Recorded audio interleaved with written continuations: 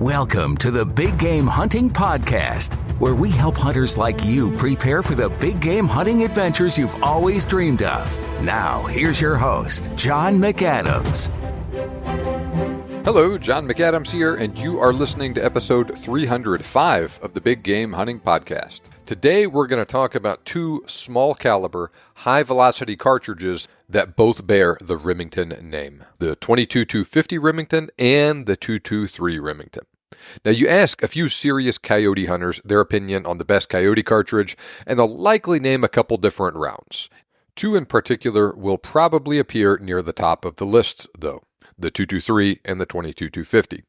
That's not surprising. Those two cartridges can be incredibly effective on coyotes and other predators and varmints, and even big game. But back on the coyote thing, both cartridges have probably accounted for literally truckloads or maybe even trainloads of coyotes over the years. Now, both are very popular coyote cartridges, and there is a good amount of overlap in their performance and ideal use case. But there are some significant differences between the 22-250 and the 223. Among other differences, each is ideally suited for different situations and for different styles of hunting. There are also some substantial variation in the types of rifles each cartridge is chambered in. Same is also true for ammunition. So with those things in mind, we're going to talk about the 22-250 versus 223 today in this episode in order to provide some insight into which rifle cartridge is ideally suited for your specific hunting situation. And don't worry, while I have talked about coyote hunting a lot to this point, and I will continue to do so over the course of this episode, that's not the only thing we're going to talk about either. We're going to talk about all use cases for both cartridges in this episode. Before we get started, please do me a big favor, hit that subscribe or follow button in whatever podcast app you are listening to this show on. And if you haven't already done so, please leave me a rating and or a review. Doing those things really helps me out, and it helps me reach other hunters like you who enjoy this sort of content. Next, make sure you are on my email list. To do that, click the link in the show notes or go to huntingguns101.com. Sign up there for my free ebook on the best hunting cartridges. You'll get my free ebook when you do that, plus you'll also start to receive the emails I send out every weekday. These are entertaining and informative emails about hunting, shooting, ballistics, stuff like that. If you like the podcast, you are going to love those emails. I get feedback all the time from people telling me how much they enjoy receiving them. So go to huntingguns101.com, sign up there, or click the link in the show notes. Now, I'm also a big believer in wearing quality ear protection while hunting and shooting. Fortunately, there are some excellent hearing protection options for hunters these days that are way better than what we had available just 5 to 10 years ago. I've used a lot of stuff over the years, but Axle X-Cores are my favorite ear protection for hunting right now. They're comfortable to wear for hours at a time, sound quality is great, and they are cordless. They're basically like Apple AirPods that also provide ear protection and hearing enhancement. Do yourself a favor, buy some X-Cores for yourself. Click the link in the show notes or go to thebiggamehuntingblog.com/earbuds, EARBUDS, to get the best available pricing on these earbuds. Okay, now let's get started talking about the 22-250 and the 223. So first, bottom line up front, how does the 22-250 Remington stack up next to the 223 Remington? The 22-250 utilizes a much larger case and is loaded to a higher pressure, so it can fire the same weight bullet 400 to 500 feet per second faster than the 223. For this reason, the cartridge has a flatter trajectory, more muzzle energy, and a little bit more recoil. It also usually, but not always, has more retained energy downrange and better resistance to wind deflection. On the other hand, the smaller 223 Remington has less recoil and will function in an AR-15, and the 22-250 is too big for use in an AR-15. In the cases where you will see a 22-250 in a quote-unquote AR platform, it's a larger so-called AR-10.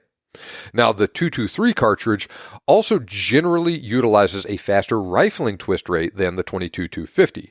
This enables the 223 Remington to sometimes use more aerodynamic bullets. So for these reasons, the 223 can sometimes approach or even exceed the performance of the 22-250 under certain conditions, especially in the wind deflection and retained energy departments. All right, so you want to learn more about how these two cartridges compare to each other, to include how it's possible that little 223 can sometimes outperform the 22-250? Well, you came to the right place. We're going to dive into the details of these cartridges now, starting with their history. Now, it seems like hunters and shooters have been searching for increased velocity ever since the early days of firearms development. This trend really took off after the widespread adoption of smokeless powder at the beginning of the 20th century.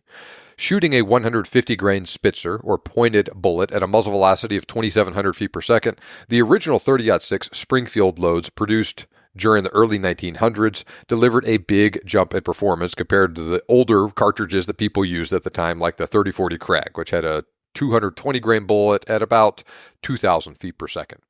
You compare that to the black powder loading for the 4570 Government, which was a 405 grain round nose bullet at about 1,350 feet per second, and the 30-06 represented an almost quantum leap forward in bullet technology. Now, as fast as the 30-06 was at the time, though, it did not take long for designers to start building even faster rifle cartridges.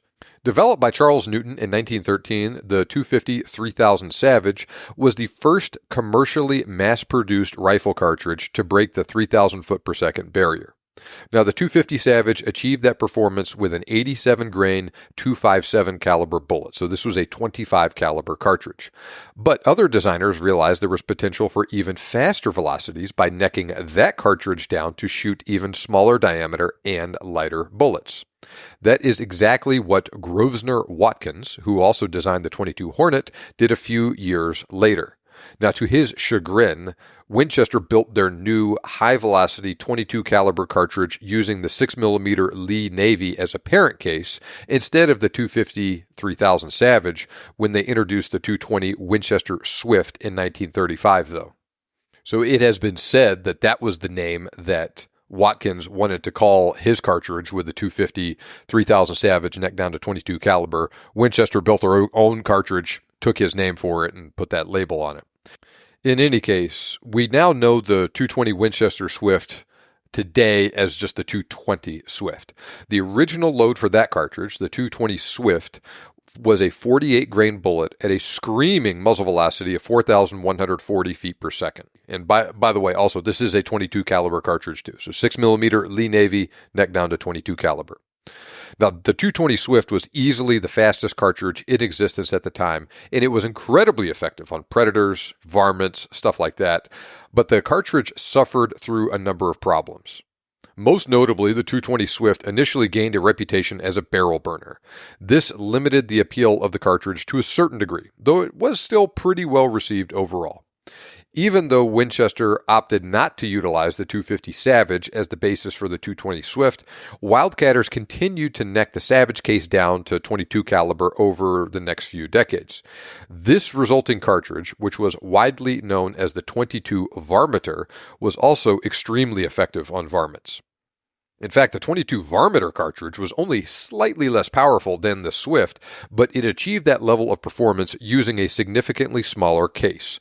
It was also much more versatile and easier to work with than the Swift. Philip B. Sharp said it best in his book, The Complete Guide to Hand Loading. The 220 Swift was not as flexible as had been anticipated and performed best when loaded to approximately the full velocity. The Varminter case is amazing in that it permits the most flexible loading ever recorded in a single cartridge. It will handle all velocities from about 1,500 up to 4,500, and the performance of most other standard and Wildcat cartridges can be equaled. End of quote. For these reasons, varmint hunters really liked the 22 Varminter, and the cartridge ended up surpassing the Swift in popularity even before the 22 Varminter received official standardization. This is a pretty rare occurrence, and Wildcat cartridges will seldom surpass cartridges receiving backing from a major manufacturer, like Winchester provided to the Swift with both rifles and ammunition. Furthermore, Browning even took the unusual step of manufacturing rifles chambered in the Varminter cartridge while it was still a Wildcat. So the leadership at the Remington Arms Company knew a winner when they saw one, and just like they did with the 25-06 in 1959 and later the 7mm 08 in 1980, Big Green standardized the Varminter cartridge as the 22-250 Remington in 1965. Not surprisingly, Remington hit a home run with the 22-250, and an even larger number of hunters flocked to the cartridge after the company began producing factory 22-250 ammo and reasonably priced yet high quality Model 700 rifles for their new round. The 22-250 Remington developed a reputation for mild recoil and exceptional accuracy from the start. Capable of flinging 50-grain 22 caliber bullets at velocities in excess of 3,700 feet per second and lighter bullets at over 4,000 feet per second, it also achieved a velocity and trajectory very nearly on par with the 220 Swift, but the 22-250 utilized a much more efficient overall design that fit into a smaller package and burned less powder. We'll discuss the performance specifications of the 22-250 Remington in more detail here shortly, but just realize that the flat-shooting and hard-hitting cartridge rapidly accumulated a massive market share among predator hunters after Remington officially threw their support behind it in 1965. Now, as amazing as the performance of the 22-250 was, that wasn't the only high-velocity 22 caliber centerfire cartridge Remington adopted in the 1960s, though. Now, the U.S. military began searching for a replacement for the relatively new M14 rifle and 7.62 by 51 millimeter cartridge just a few years before Remington officially adopted the 22-250. The military eventually settled on the M16 rifle and the high-velocity 5.56 by 45 millimeter cartridge, which was derived from the 222 Remington. Just like they did with the 22-250, Remington knew a winner when they saw it, and they standardized this new cartridge, which is very similar but not identical to the 5.56 NATO cartridge, with SAMI as the 223 Remington in the early 1960s. With factory loads capable of pushing a 55-grain bullet at nearly 3,300 feet per second, so you're getting about just over 1,300 foot-pounds of energy, the 223 Remington couldn't quite match the performance of the 22-250 Remington on paper. However, those are still pretty impressive ballistics, and the 223 Remington fit in an even smaller package than the 22-250, and it had less muzzle blast and less recoil to boot. Plus, this new cartridge functioned well while also delivering surprisingly good accuracy in the semi-automatic rifles that have since become very popular with varmint hunters and recreational shooters in more recent years. All right, now let's talk about the relative sizes of the 22-250 and the 223. Now, there are some pretty major differences between these two cartridges in terms of size. Now, both cartridges fire the same .224 caliber bullets, but there's some significant difference in bullet weights suitable for each one. The 22-250 normally shoots bullets in the 35 to 64 grain range. But since most rifles chambered in 22-250 have a 1 in 14-inch rifling twist rate, that's the SAMI spec for the cartridge, they have trouble stabilizing heavier bullets. Therefore, 40, 50, and 55 grain bullets are by far the most popular for the 22-250 Remington. That's not a hard and fast rule, though, and for example, some modern production Browning rifles in 22-250 have 1 in 9-inch twist rates that enables those rifles to effectively utilize heavier bullets. On the other hand, faster rifling twists are much more common with the 223. Now, the SAMI specified twist rate for the 223 is 1 in 12 inches, so just a little bit faster than 1 in 14 for the 22-250. But it's also not difficult to find rifles chambered in 223 with faster 1 in 10, 1 in 9, 1 in 8, or even 1 in 7-inch rifling twist rates that can stabilize longer and heavier bullets. In fact, those faster twist rates actually seem very common, and at least among rifles that I've owned and shot and messed with over the years, it seems like it's a lot easier to find stuff with a faster twist rate than it is stuff with a 1 in 12-inch twist rate. But, those rifles are out there. We'll talk more about that here in a second. We'll discuss twist rates and rifle selection in more detail later, but with all this in mind, the vast majority of 223 Remington factory loads shoot bullets in the 35 to 80 grain range. Of these, 50, 53, 55, 62, and even heavier 75 and 77 grain bullet weights are most common. Now, once again, we'll discuss this more in a minute, but the faster twist rate of the 223 Remington enables that cartridge to use some longer, sleeker, and higher BC bullets in the 50 to 55 grain weight range that the 22-250 can't reliably stabilize with a 1 in 14-inch twist rate.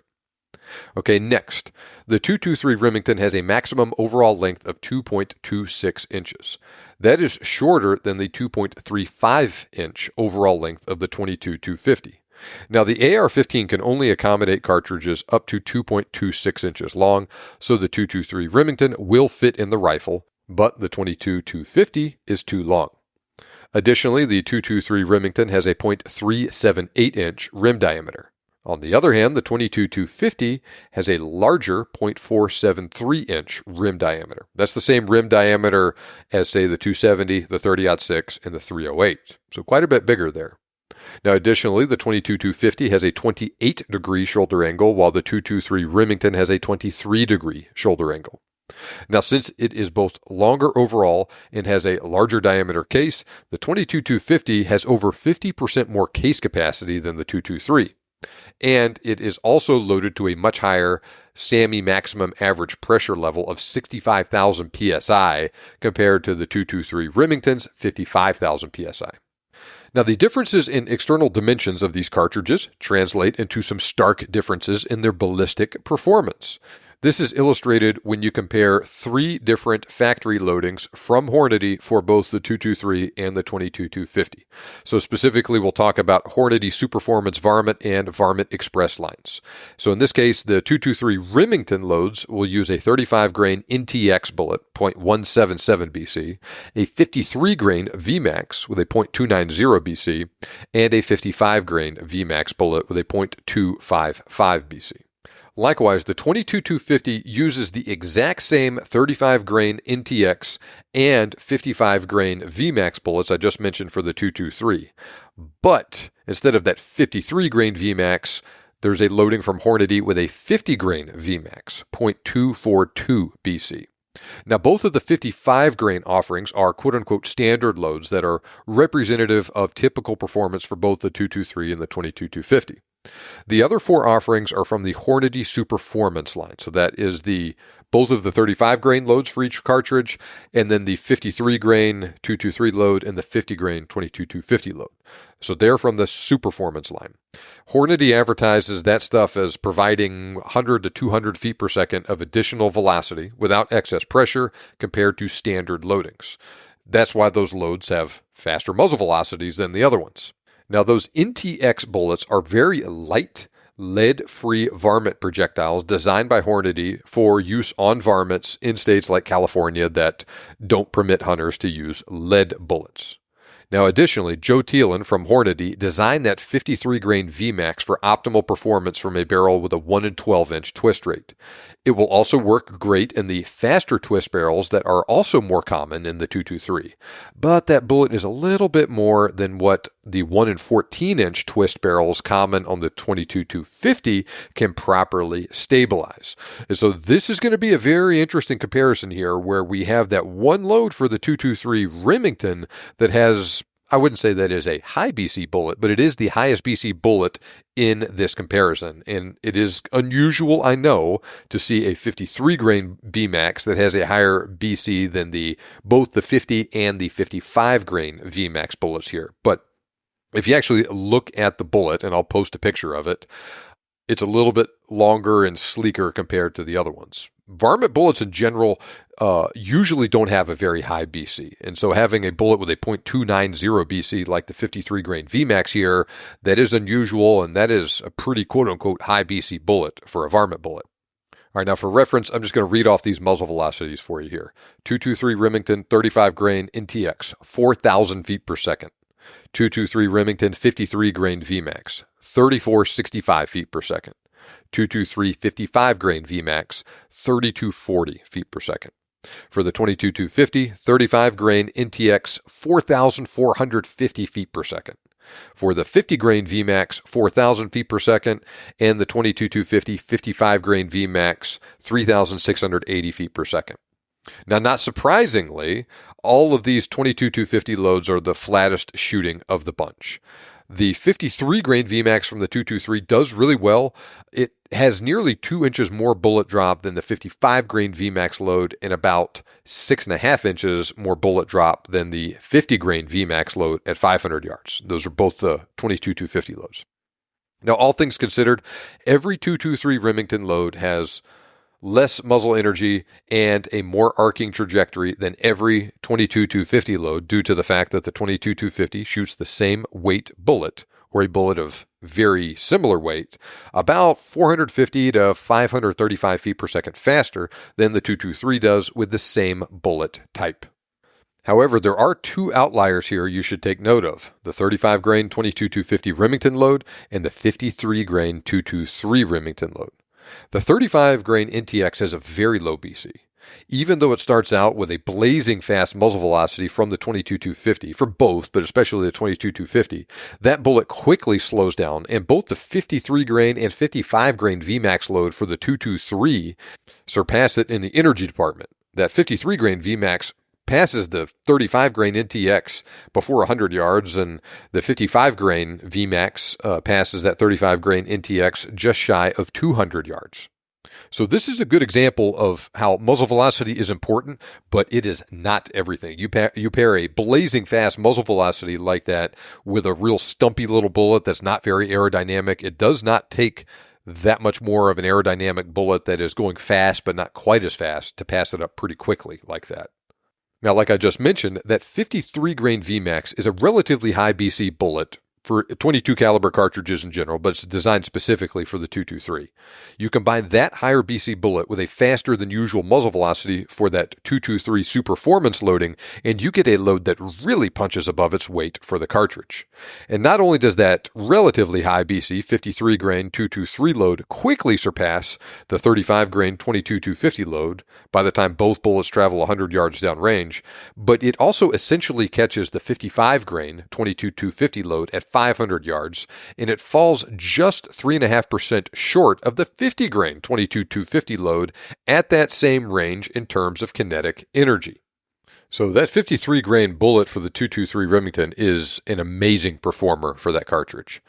If you leave aside that load, the various 22-250 loads have about 9 to 45% more muzzle energy and fall within a range of about 38% less retained energy. So we got that 35 grain 22-250 load versus the 55 grain 223 load to about 161% more retained energy at 500 yards than the other 223 Remington loads. That's quite a spread, and it shows how much things can change by tweaking muzzle velocity in BC like this. Now, all things considered, that 50 grain VMAX loading for the 22-250 delivers the quote-unquote best overall performance out of all 6 loads to this point, and it does have the most muzzle energy, the flattest trajectory, and the most retained energy at all ranges. That load does not use the highest BC bullet or have the fastest muzzle velocity, but it does well enough in both areas to come out on top overall to this point. So here's how each 223 load compares individually to the comparable 22-250 load in terms of muzzle energy, retained energy at 500 yards, bullet drop at 500 yards. 35 grain NTX. 22-250 has about 25% more muzzle energy, about 32% more kinetic energy at 500 yards, and about 8.9 inches, or about 22.5% less bullet drop at 500 yards. The 223 53 grain VMAX versus the 50 grain VMAX for the 22-250. The 22-250 has about 25% more muzzle energy, about 3.5% more kinetic energy at 500 yards, and about 6.5 inches, or about 18% less bullet drop at 500 yards. Comparing that 53 grain VMAX for the 223, once again, to the 55 grain VMAX for the 22-250. 22-250 has about 17% more muzzle energy, basically the same kinetic energy at 500 yards, and the 22-250 has about 1.7 inches, or about 5% less bullet drop at 500 yards. The 55 grain VMAX loads for each cartridge, in this case the 22-250, has about 29% more muzzle energy, about 38% more kinetic energy at 500 yards, and about 11.9 inches, or about 26% less bullet drop at 500 yards. So big takeaways so far are that the 22-250 Remington is a flatter shooting and generally harder hitting cartridge, especially at longer range. Now let's talk about another important factor, the wind. So let's compare how all those loads perform in a 10 mile an hour crosswind. Things are a little different here. The 22-250 does have the advantage overall, but that is exclusively due to the much higher muzzle velocity of those loads. That higher muzzle velocity makes the 22-250 clearly superior when comparing identical bullets, and is sometimes even enough to overcome a small BC advantage in favor of the 223.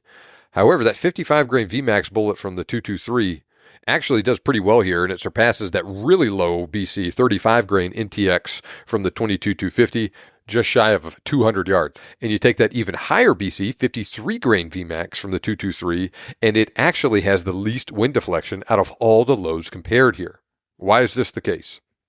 Assuming the same wind conditions, wind deflection is dependent on bullet velocity and BC, but small changes in ballistic coefficient result in bigger changes in wind deflection than is the case with small changes in velocity.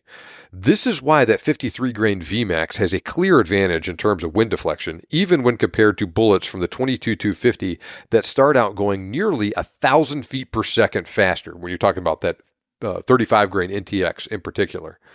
If that is not a great example of the importance of ballistic coefficient to wind deflection, then I don't know what is.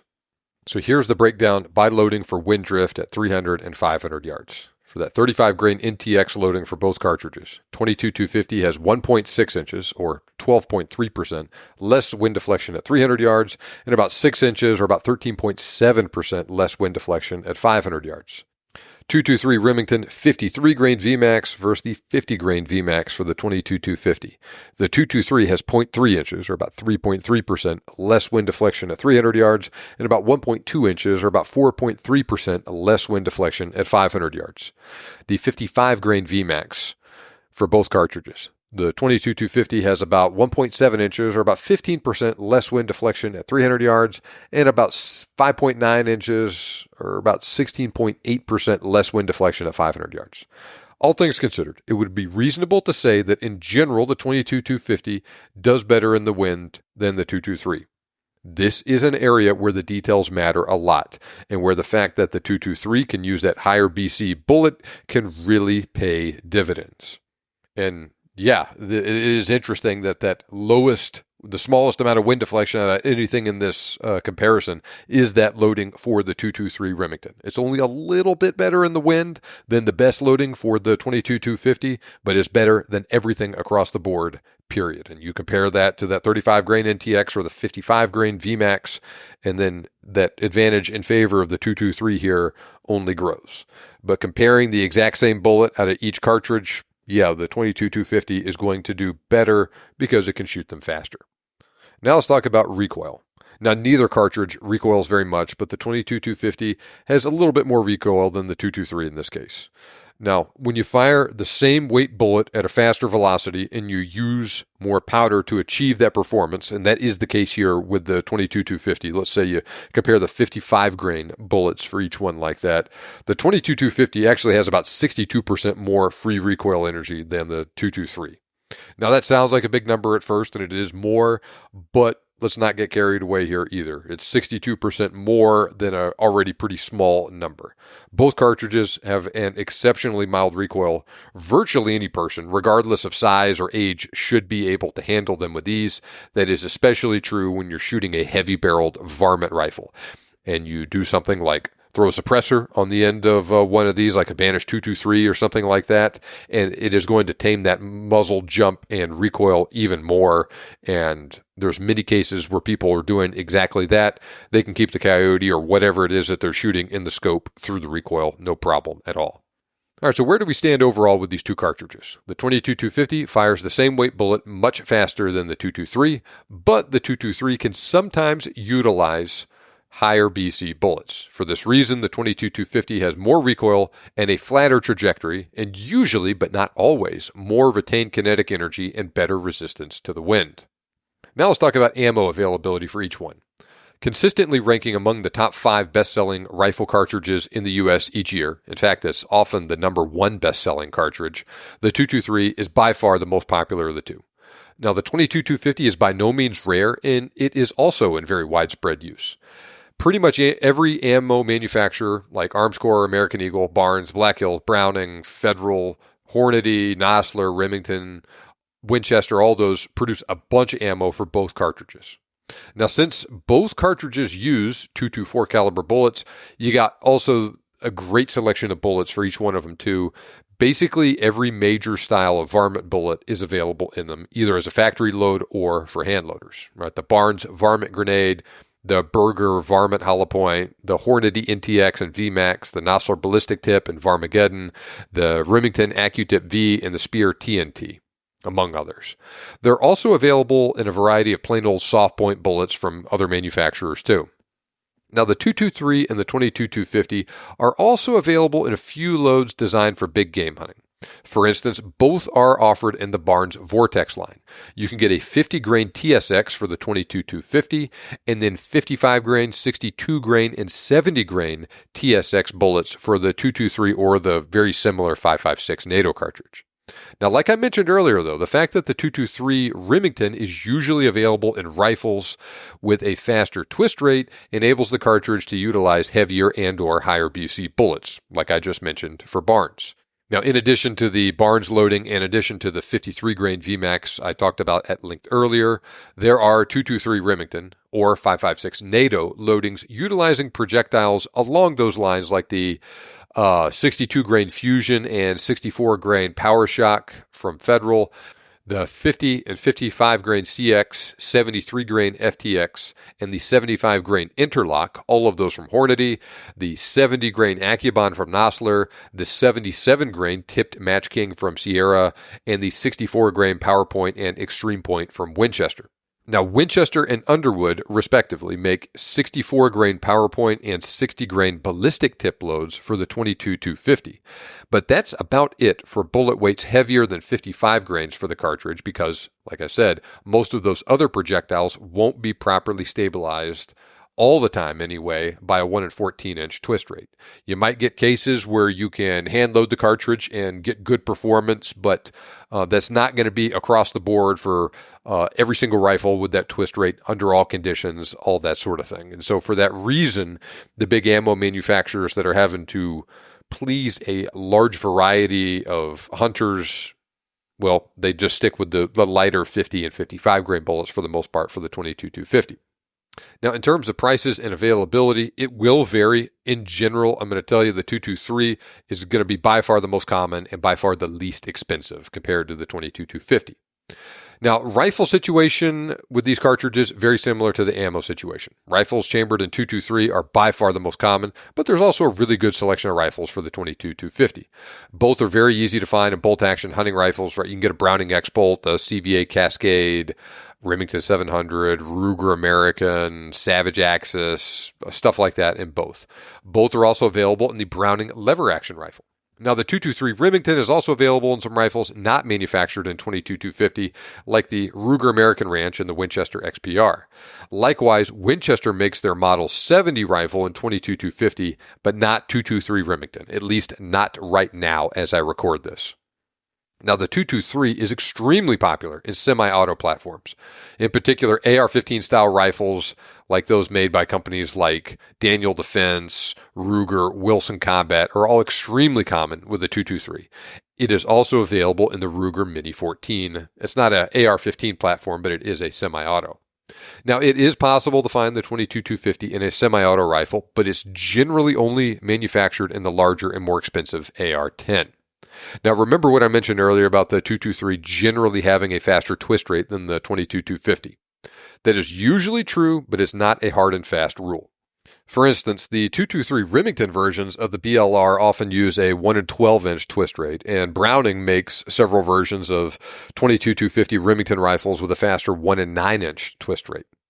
A hunter with a .22-250 that has a faster twist barrel can get the best of both worlds here by using those higher BC bullets while still taking advantage of the giant powder capacity of the .22-250 to push those heavy, high BC bullets really fast, faster than the .223 can. Heck, Ron Spomer actually has a .22-250 Ackley improved in a custom rifle with a 1 in 8 inch twist rate.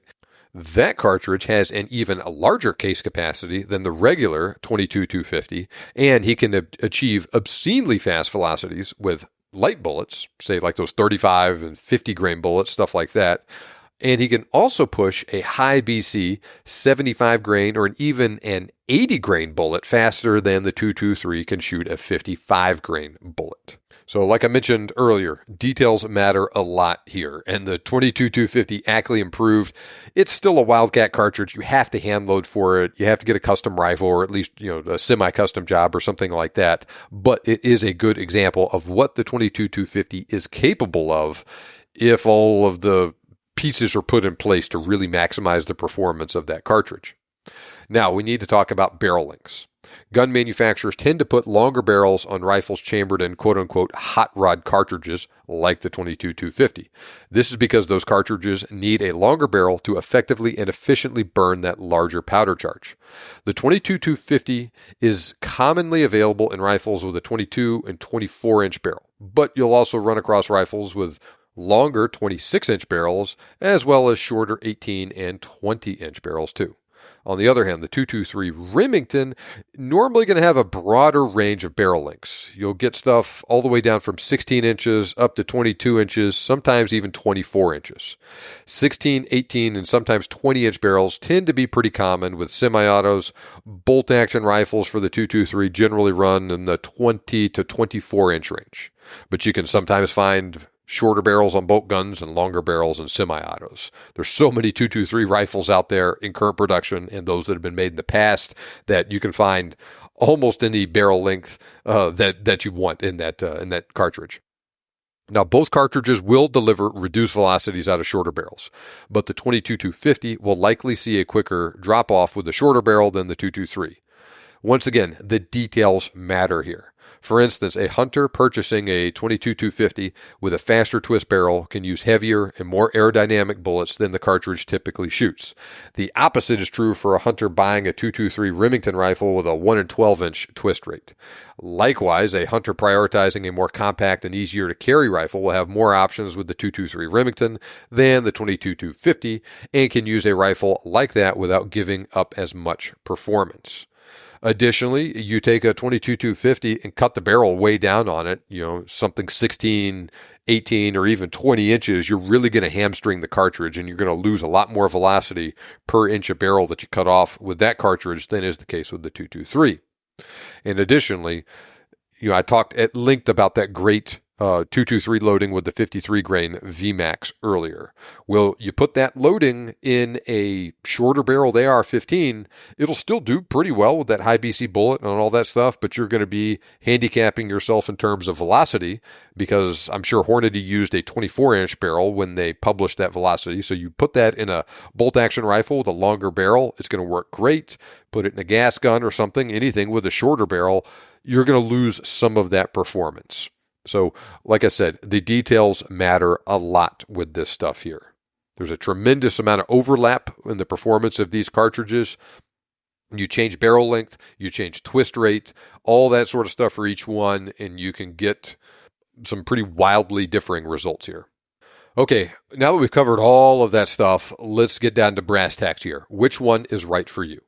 Are you looking for a good all-around varmint or predator hunting cartridge? Both are going to be great choices in this role. The 22-250 Remington has a significantly flatter trajectory and, for the most part, carries more energy out to extended range, so it has a definite advantage as ranges increase, as well as for use on bigger varmints like coyotes. Derek Ratliff from Horizon Firearms is a serious coyote hunter who has done more than his share of coyote hunting. He likes to say that shooting a coyote is like trying to shoot a 2-liter soda bottle turned sideways. Doing that at 100 yards is one thing, but doing that at 2, 3, 4, 500 yards is a lot more challenging, especially when you take into account that the coyote is often on the move and that you may be hunting in windy conditions.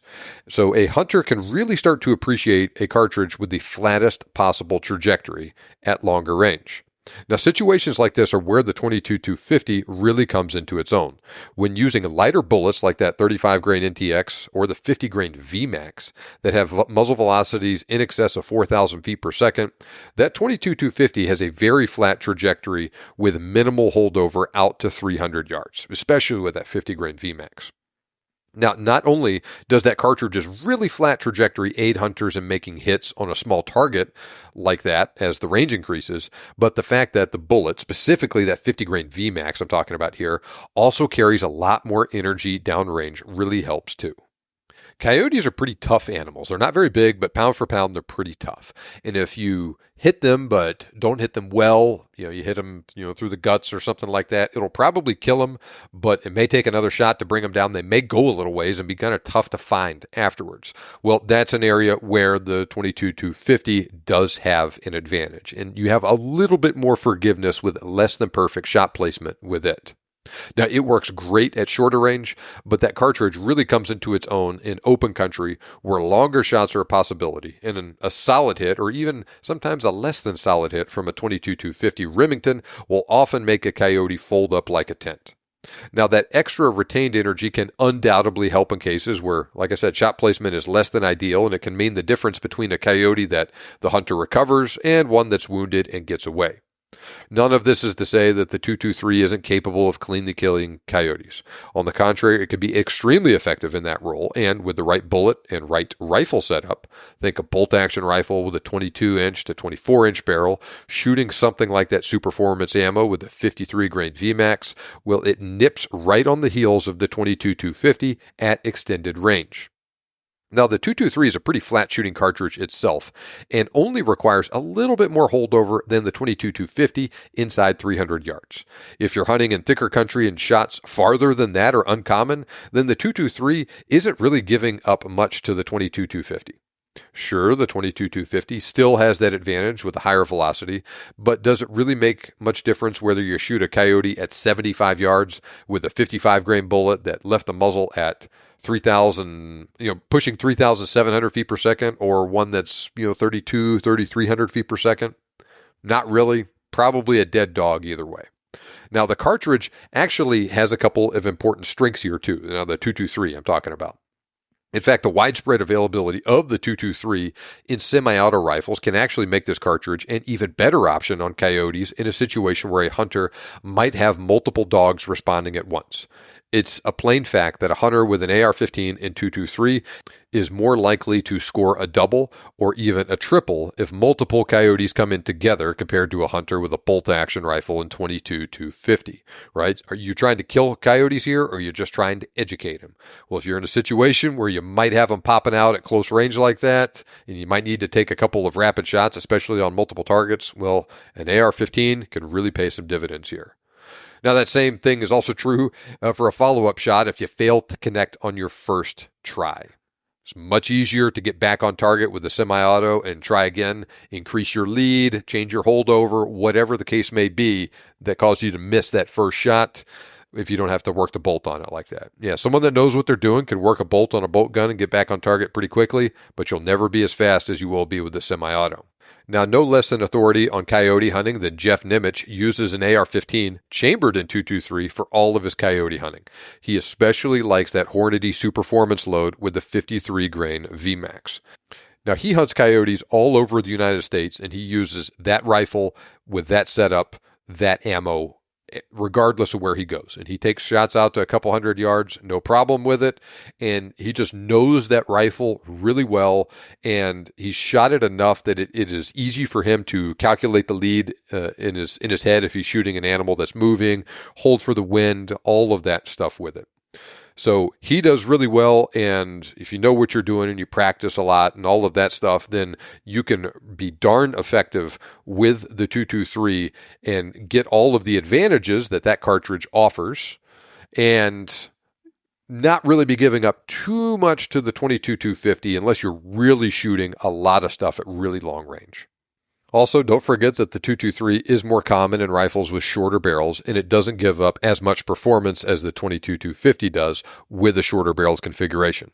And those shorter and easier to maneuver rifles also come into their own at close quarters, so keep that in mind as well, if that more accurately describes the sort of situations that you do a lot of your hunting under.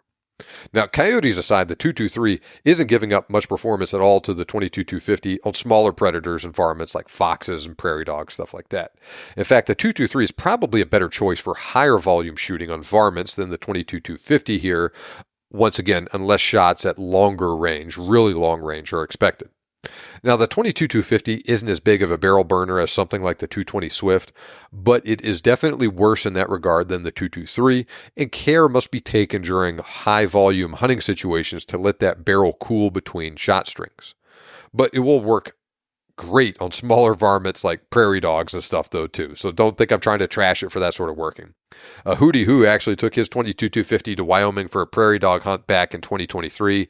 Let's just say the results were impressive with plain old 55-grain Remington pointed soft points.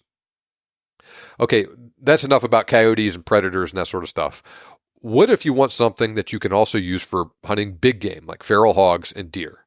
So first, beware that 22 caliber cartridges are not legal for big game hunting everywhere.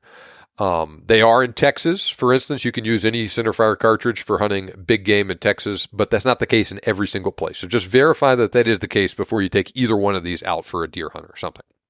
Now, I don't necessarily advocate using either on big game, but assuming they are legal to hunt with where you live, and especially with production rifles of factory ammo, I think the 223 Remington is the best for hunting big game because there are more rifles chambered in that cartridge that have a fast enough twist rate that they can use those longer and heavier bullets. There's also a much bigger supply of 223 Remington factory ammo that is available that I think is best suited for big game hunting, right? The Barnes Vortex stuff, the Hornet ECX, Nosler Accubon, that sort of stuff. I think there's a better selection of that stuff for the 223 than is the case with the 22-250. Now, the 223 is somewhat widely used for feral hog control in particular, often in an AR-15, sometimes with thermal sights at night. Regardless of the details, it can be really effective in that role, but this cartridge just simply requires more exacting shot placement than other, more powerful cartridges that you also see used for that sort of work, like the 6.5 Grendel, 6.8 SPC, 300 Blackout, and then especially the even bigger stuff like 6.5 Creedmoor and 308. Now, I know some hunters who have taken literally truckloads of hogs using those cartridges too, but especially the 223 from an AR. Hogs never go far after a hit to the central nervous system or to a high shoulder shot, but they sometimes require more than one hit to put down quickly from a regular hit just straight through the heart and lungs that doesn't hit any bone. Now, if the hunter only gets one shot, and if it's not right on the money with the 22 caliber centerfire, hogs have been known to go a pretty good distance and often be difficult to track. They usually die, but finding and recovering them isn't always easy. Now, really, that applies to both the 22-250 and the 223. Now, if you're hunting with an AR-15 and you can take a faster follow-up shot, then the 223 kind of gets the nod here. The 22-250 will also work fine on hogs and whatnot too. You shoot them behind the ear, they're going to go down just like that. And even if you shoot them in the chest or something with a good bullet, it will work. And that 50-grain Barnes that I mentioned earlier, that's a great bullet for doing that sort of work. But it has a lot of the same disadvantages as the 223 here. Though it's maybe a little bit more powerful, might be a little bit more effective on big game like that with that sort of shot placement. Now, the situation could be a little different with deer, though. For instance, I correspond with a guy that has taken a few young red stag in New Zealand. He estimated 150 to 175 pounds on the hoof with the 223 Remington, and he had really good results in the process. Like I said, these were young stags, so they weren't nearly as big as they get when they're mature. But you're also talking about a medium-sized animal that's more or less the size of a mature whitetail. Now, I don't think he was shooting him at very long range or anything like that, but he said it worked fine, no problem. Now, that being said, right, 22-250 also work well in this role too. I also correspond with another guy that has taken a few whitetail with his 22-250.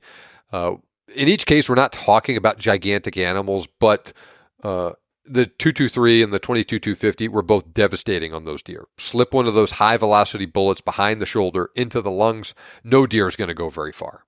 I personally wouldn't recommend using either cartridge on game bigger than deer, though. All right, now, what if you are looking for a cartridge with lots of inexpensive ammo for general plinking or target shooting? Man, 223 wins hands down here. That's arguably the easiest to find and least expensive centerfire cartridge in the U.S. That's actually probably one of the most popular centerfire rifle cartridges in the entire world, and you're more likely to find cheap ammo for it just about anywhere. Are you sensitive to recoil? Now, it depends on what exactly you want to do, but both will work really well, though the 223 has less recoil than the 22-250. You want something to use in an AR-15. The 223 Remington is the only real choice here. There are countless good quality AR-15 style rifles in 223 or 5.56 NATO.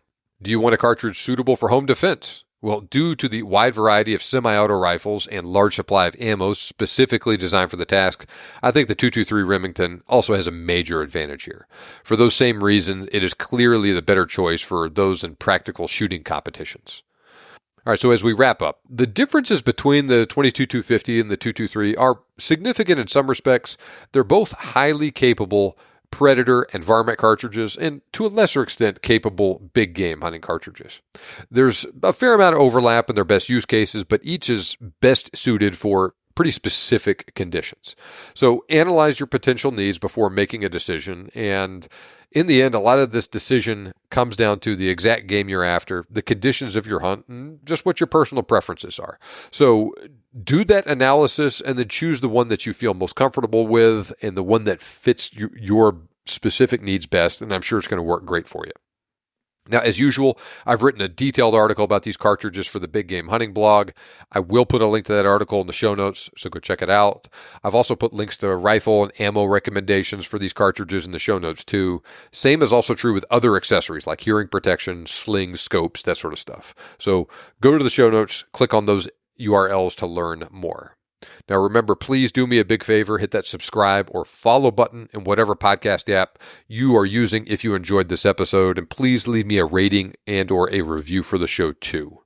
And please don't forget to join my email list, huntingguns101.com, or click the link in the show notes. If you like the podcast, you're going to really like those daily emails. Remember, you can make your dream hunt turn into a reality, and I can help. Thanks for listening. I'll see you back here next time on the Big Game Hunting Podcast.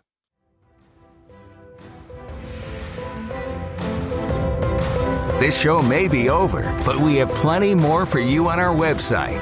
For more information on today's topic, as well as lots of other useful hunting resources, head over to the BigGameHuntingBlog.com. We look forward to having you back for the next episode. But until then, happy hunting.